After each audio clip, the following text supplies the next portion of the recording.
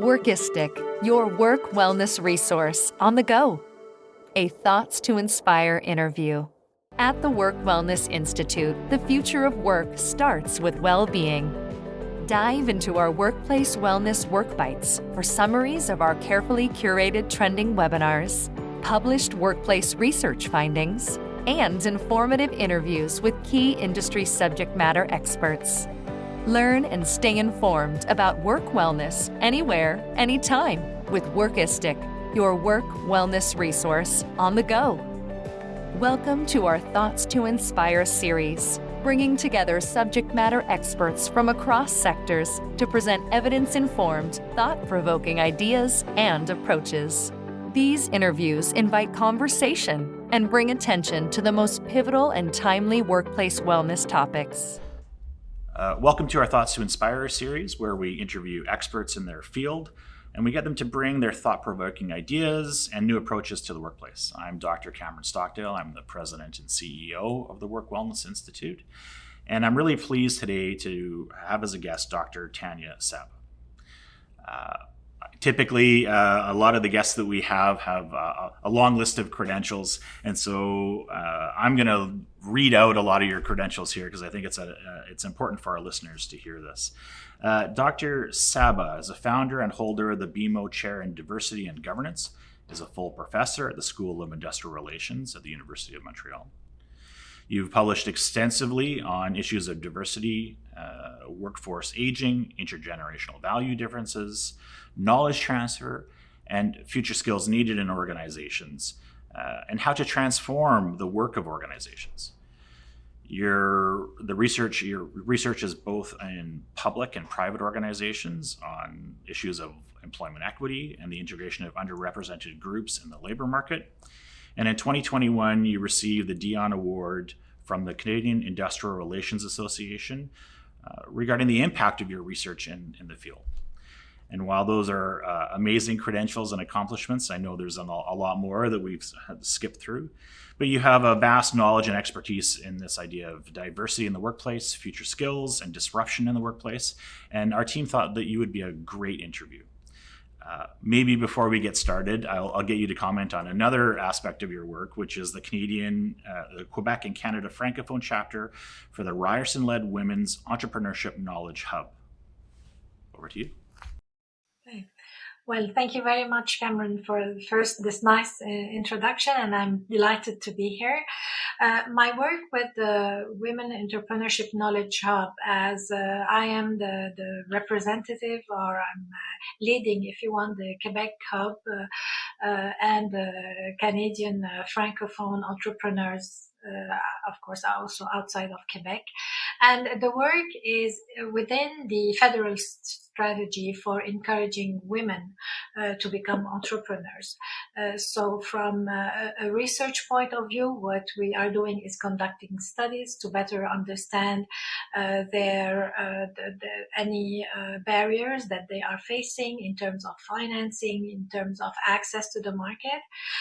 And we are mobilizing some of the knowledge around there just to make sure that whenever actions is being taken is being based on some solid data, and of course, putting the network together. So if you want, making the network of the network in the ecosystem of entrepreneurship. Thank you. I think the first question I need to ask you is, how did this become your research area, this topic that you were interested in, and this diversity from your perspective? Well, so far, my research interests have covered the issues of employment relations and all the changing of workplaces. For over 20 years now, I've been examining how relationships between employees and employers are changing, and how the organizational strategies and practices, that accompany these changes are being put in place. So, we know that workplaces are being transformed by disruptive technological innovations that are changing many of the tasks, even in highly skilled jobs. We know also that demographics are changing. Just thinking of the aging of the population, arrival of new generations, 40% of the workforce will come from immigration. The number of people with disabilities will double in the labor market. 1 in 2 people will be racialized or a member of a visible minority. Indigenous youth are the fastest growing population in Canada.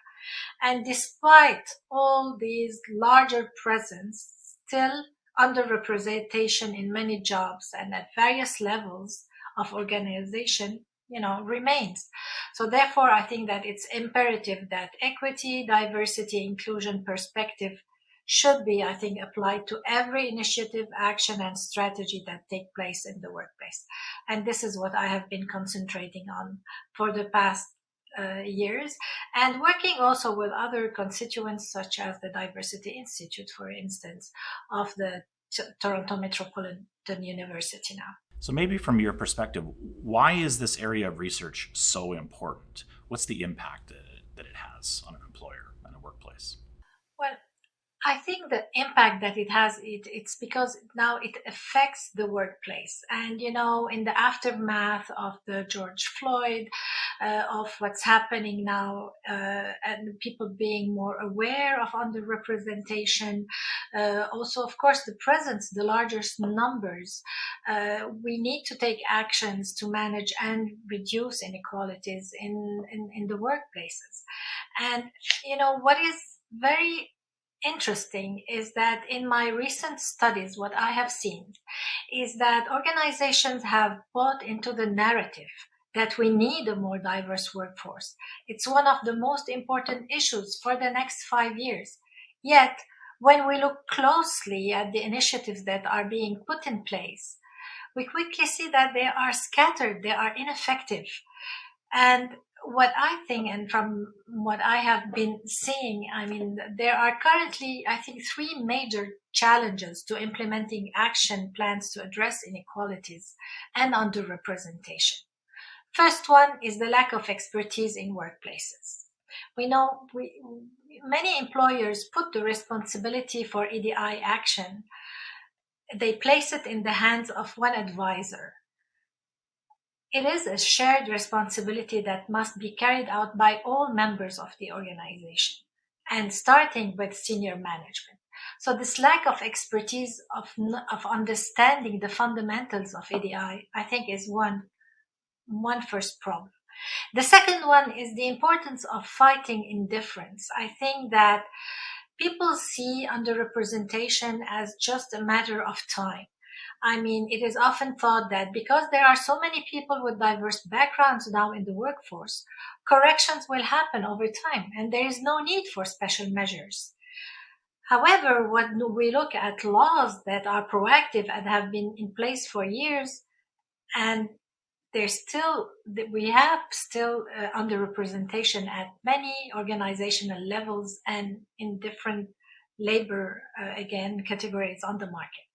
The third element is that when organizations go forward and put in place EDI action plans, then sometimes they face resistance that is emerging in organizations that see EDI plan as a form of disruption of the balance, a kind of intervention that gives maybe privileges to certain groups.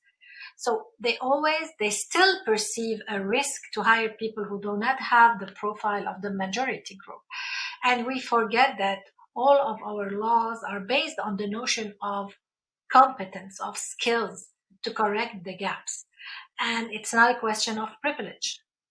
It's the question of correcting systemic biases that reproduce the same profiles. So we need to work on the pipelines, we need to work on the understanding, and we need to work also on the knowledge and the expertise of how to put in place EDI programs. So is it a fundamental problem? You say that they hand it off to one representative in an organization and they're responsible for developing the EDI. In your 20 years of research, what is a better way of developing those EDI programs? What's sort of proven as a way of approaching that? Well, that is a very good question, and I think we have 45 hours courses on questions like this. So I'm going to try to answer it and put it, in maybe few words. Sure. I would say that, as I mentioned earlier, you have to go on you have to correct the lack of expertise on how to manage EDI. And I would say that if an organization needs to start implementing an EDI plan tomorrow morning, the first thing it should start with is a diagnostic. It is important to know the composition of the workforce at all levels. It's important to understand the evolution of the career path, the work climate. Were there any microaggressions?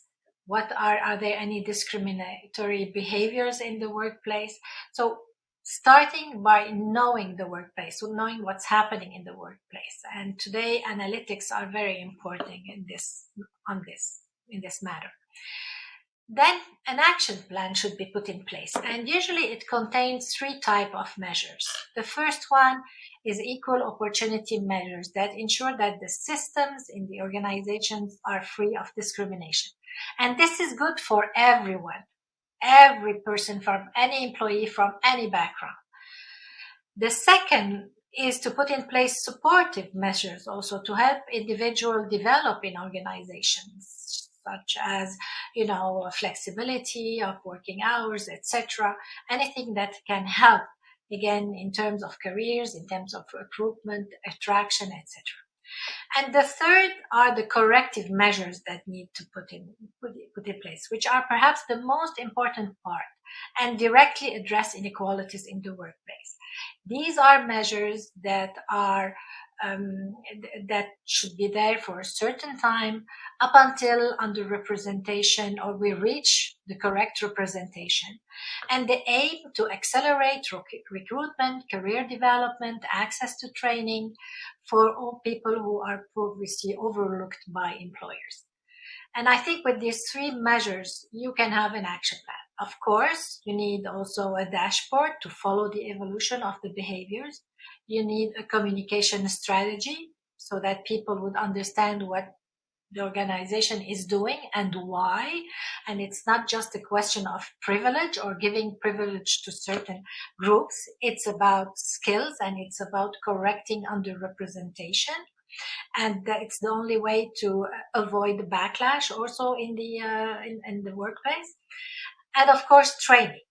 Usually, every program starts with training. I think training is only part of a program.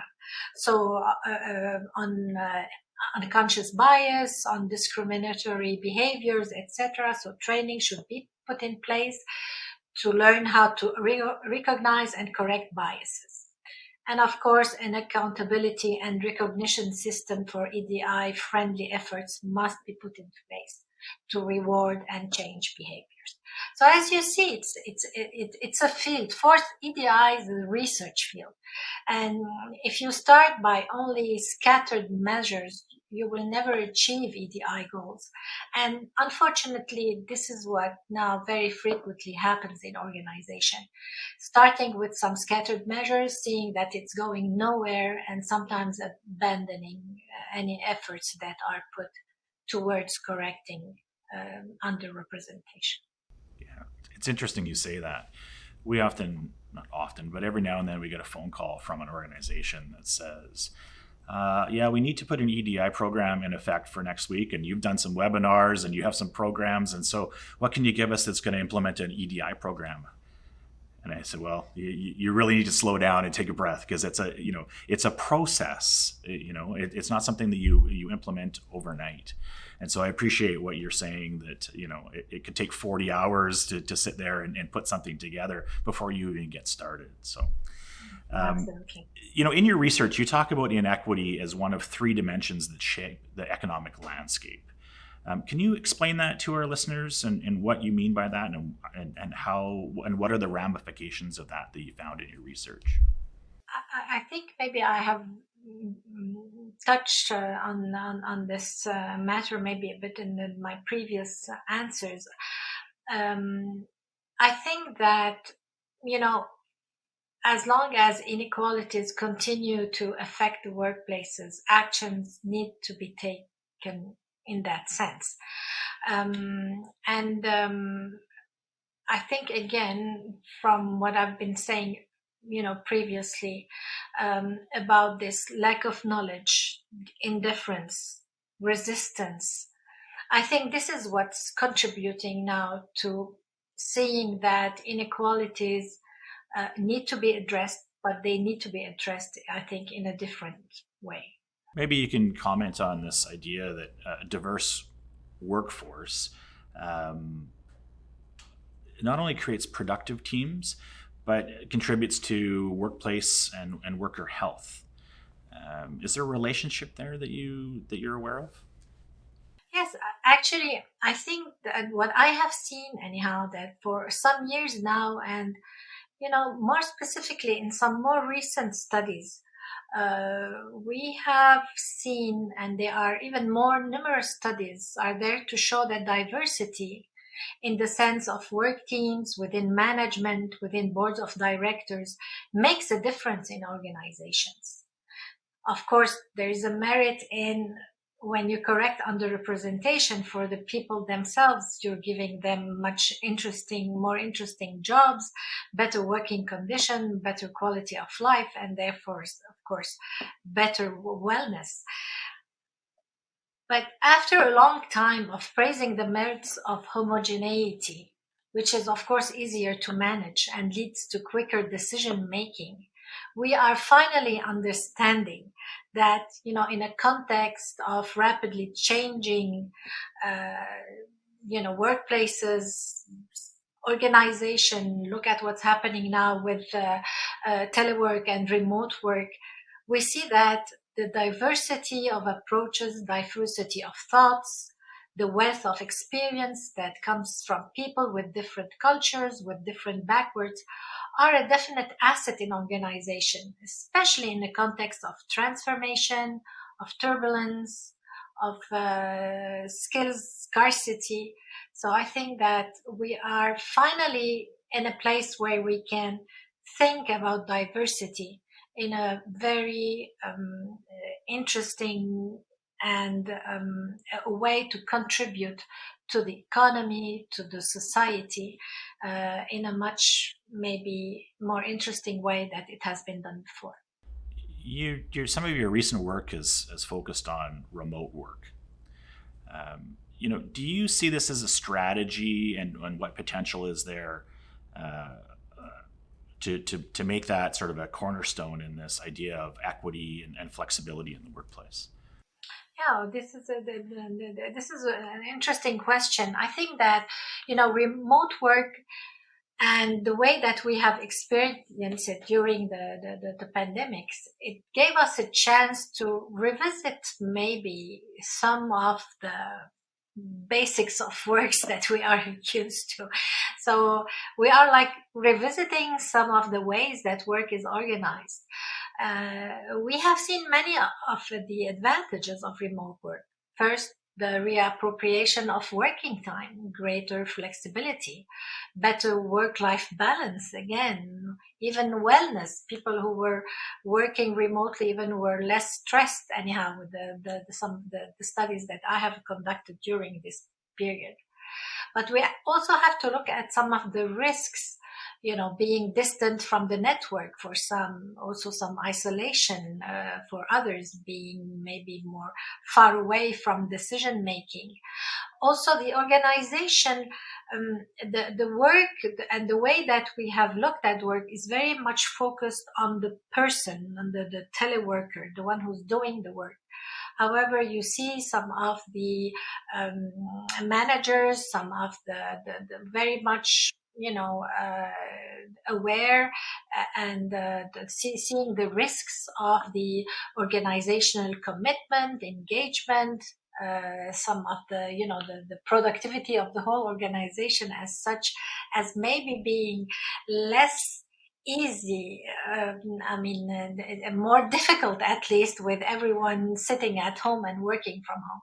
So I think that, the right answer is in reaching a balance between both. Maybe some of the activities are better done remotely and others need to be kept in the office and being done, but not everything. Do we go back to 9 to 5? I don't think so. Do we keep on remote working? Probably not. So I think that there is the balance need to be reached.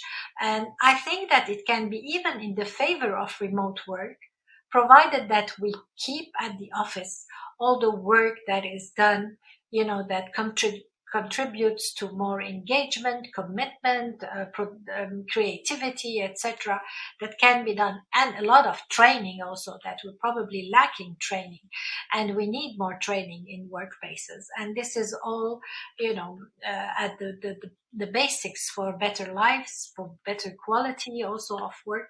So I think we are at a place where things are changing. Maybe we need just to look at them more and not to just look at these hybrid models, working 2 days from home, 3 days from the office, etc., which is, I think, just a waste of time. Let's look at the activities and reorganize work in terms of efficiency and in terms of well-being. I think that this would be the best idea. Now, in terms of inequalities, I think that telework can reduce inequalities. We have seen work being offered to people in regions outside the urban, cities, etc. Also, people with disabilities also have better access to work. At the same time, it can also cause inequalities, and we have to be very careful about this. And I think this can happen when there is a contradictory culture about what remote work is. Like, some employers think that remote work is like a kind of a privilege, so they're offering it, but not enforcing it or not being, supportive of it. So who is going to, take advantage of remote work? Women, probably because of family responsibilities, or maybe younger parents, or again, probably people that are not very much comfortable in the workplaces, that are not part of the networks, that are already underrepresented and feel better working from home.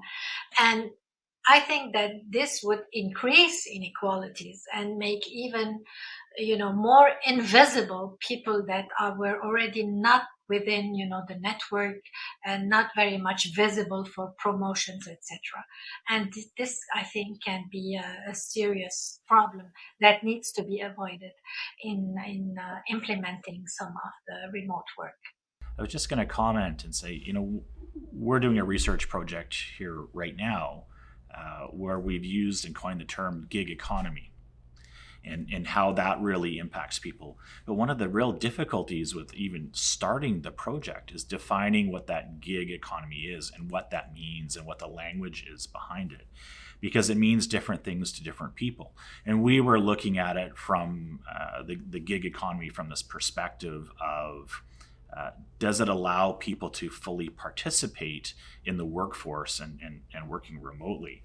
And we ran into the stumbling block that what is the gig economy, and really putting some definitions around it, because I think people have tried and it's been very difficult to do that. So I think at the end of the day, I'm hoping for one of the good things that will come out of this research is we'll put some good definitions around what that means, especially in the context of an EDI process. It sort of leads me to my next question, which is about the work you've done in different generations in the workforce, and how what we've all gone through recently with respect to the pandemic, how that's impacted the different generations differently. And maybe you can give us an idea of what you found and like I said, the different impacts on the different generations. Yeah, well, I have been looking at, and I have spent actually several years doing some studies to try to find differences between generations. We had even in Quebec at a certain point calling out many employers calling out for conflict of generations. So when I was saying, okay, so if there's a conflict, there must be really great differences between the generations. What are they exactly? And so I have been trying to see what was happening there, and through some studies. And what I have found actually is that there might not be as many differences as we think, that are really just, that can be explained by being part of a generation or on another. And anyhow, when we find even differences, they were not conclusive differences. And the differences sometimes referred more to the life cycle, to the career cycle, to some of the economic conditions, even age, but not necessarily, could not be explained really by the generation. And recently in 2018, I did a last study. You said, okay, now there's a new generation, the Generation Z, and maybe some new differences can be found with this new generation. But then again, when I look at veteran baby boomers, X, millennials, and the Z generation, what I could find is that there is not really a shift in the values, but rather a confirmation of values, which are becoming more and more visible on the labor market.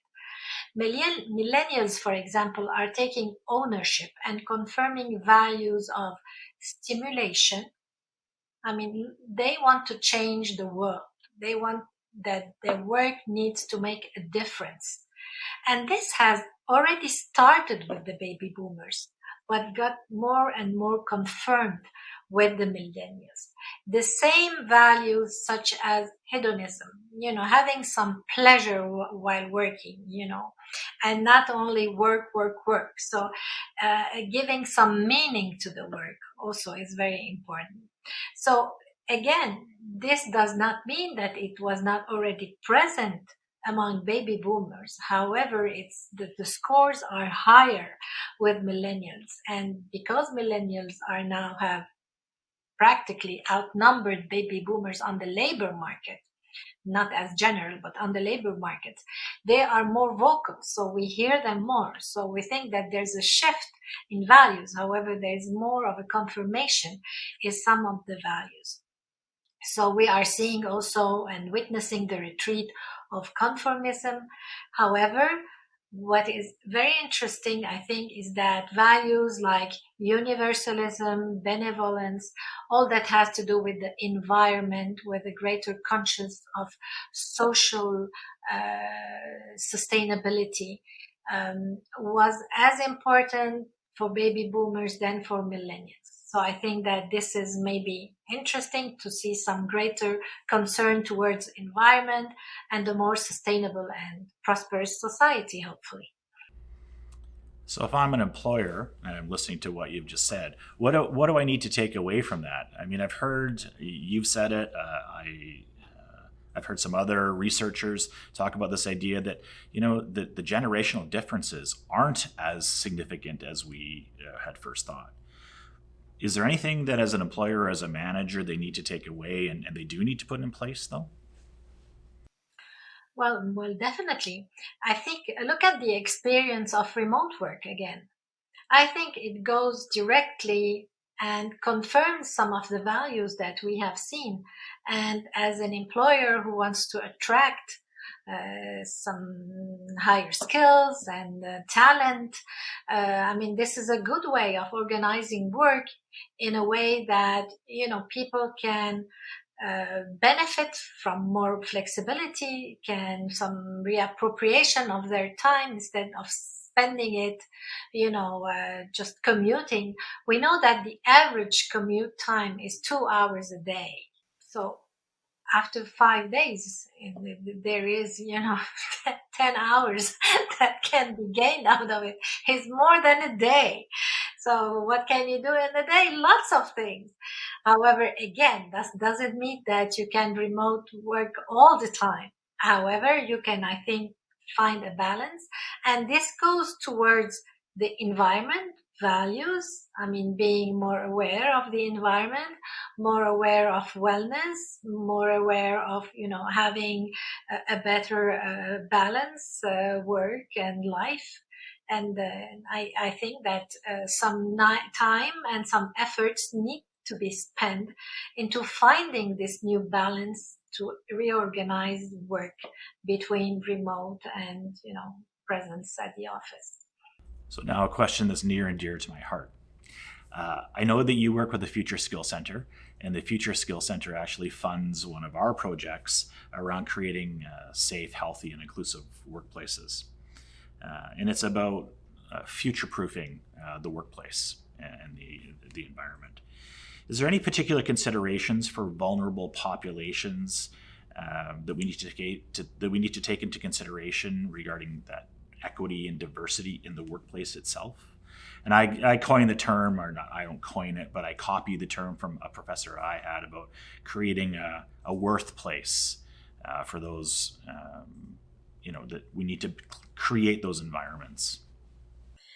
I think if you need me to answer quickly, and I think in the way that I am seeing things, the best way of achieving inclusive workplaces, I think, is working on three major areas. First, intentions. You need to have the right intentions coming from the higher management, the upper management, but it has to go all around the organization. And in terms of communication, in terms of discourse, the way putting also the EDI concerns, EDI objectives within the strategy, the mission of the organization, I think is key. The second thing is about actions. You have to put in place the measures. The intentions need to be followed by actions. So what are you going to do about it? And I think that these are the measures I was talking earlier about in terms of equal opportunity, in terms of corrective measures, in terms of support measures, in terms of measuring, in terms of making sure that you have a very coherent plan that is put in place to achieve the objectives. And then you can start, it's maybe a complex things to do. Okay, so start step by step, start by, putting objectives for the first year, then enhancing them for the second, for the third, etc. Starting by priorities. There's always a way of doing things when you really want to do the thing, when you really have a serious intention of getting EDI objectives, done. And the third thing is about behavior. If you don't change behaviors in the workplace, then you cannot achieve the objectives that you need. So it's about the work climate. It's about how managers understand the changes that they have to put in place. How do they still have to look for skills, because we only want to be skilled workers and competent workers in the right jobs. However, there's a way that you measure the skills, and there is the way that you establish the criteria for some of the skills. And I think that you need to work on behaviors to achieve this. And again, having always, measuring and looking at things, I think is very important. What's also interesting is that today EDI measures are part of a wider I think, economic and social system, where we are looking more at sustainable finance. And when we look at sustainable financing and we look at sustainable economies and sustainable societies, well, EDI becomes like climate change, like any other major, event that's happening in our lives, becomes crucial to attaining sustainable societies and sustainable economies. And I think that this is very interesting. And since Montreal and Canada, they have the International Sustainability Standard Board, I think this is a very good way of starting to think about metrics and about norms in EDI to be implemented and to be followed by organizations. You've spoken a little bit about managers here. And I think that there's this interesting perspective right now, when we think about the future. What do managers today need to train or foster in their sort of entry-level staff right now? What are those skills? What are the attitudes? What do they need to implement with their employees, their frontline employees? Well, maybe starting by themselves and implementing also with their employees. I think that if equality, diversity, and inclusion becomes part of the strategy and of the mission of the organization, I think understanding the fundamentals of the EDI intervention is key for everyone. And this is where I think there's this lack of knowledge today that I think is very harmful in organization. It's the misunderstanding about what's happening that I think is harmful. And when we understand what's happening, I think that there's a way of just making it right and making it even, part of, again, our strategy and our actions. I think what would be very much needed from our managers and, of course, any first line, employees or even managers, open-mindedness. I think how to make people think with them. I think communication skills are key. They were key. They're still key.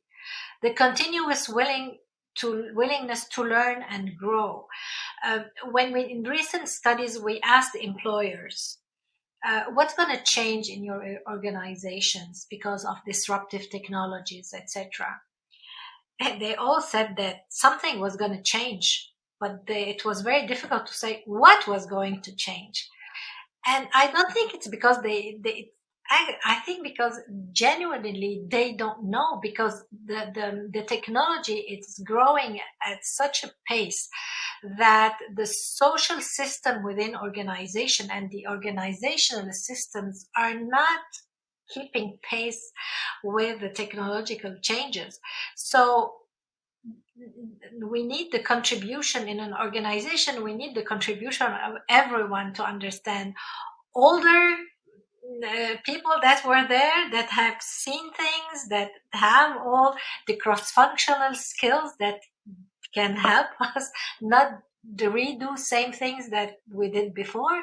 And of course, young people with more digital skills, numerical skills, etc., that can help. So I think this and the continuous willingness to learn and grow is so much important because of the changing and the fast pace of changing things. Also, more risk-taking. And I think that it comes with the need for experimentation. We don't know, we start with little knowledge and we need to change things. I think that we need to keep an open mind to experiment, analyze, correct, and start again. And this is what's happening today with the organization of work. When you think about remote work, etc., we experimented remote work on a, the whole week basis. And now we are experimenting hybrid models. Are they always efficient? No. However, we can evolve and we can see what's working and keep it and what's not working and change it. So experimentation, it's done all the time.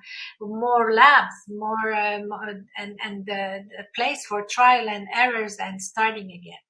Also, analytical skills, I think, are key today. How to analyze, how to come back, how to understand systems, multidisciplinary skills, way of looking at things. It's the only way to keep up with the machines, to keep up with the artificial intelligence that is, running, and we have to follow it and catch it. So I think analytical skills through multidisciplinary skills are very important today. I think you encapsulated that well. Change is coming, and the way to keep up with it. We were forced into this big experiment because of COVID, and it forced us to sort of look at ourselves and change the way that we work. And I think EDI, what I've heard from you today, EDI is a strategy moving forward to address how our social systems were not working properly, and it's that big, research subject has been really forced on us over the last couple of years. So I would like to thank you for your time today. I very much appreciate your insights. I find your research to be incredibly interesting, and I know that I'm going to be taking some of your comments away and talking to the team here and say, is there something that we need to put in place and a plan? We've got an EDI strategy here, but are we doing it correctly? Right. And so I really take that away from our discussion today. So thank you very much. Well, thank you, Cameron. It was really very, very inspiring, and you have a very nice conversation. Thank you very much. Thank you. Continue your learning and connect with us at www.workwellnessinstitute.org.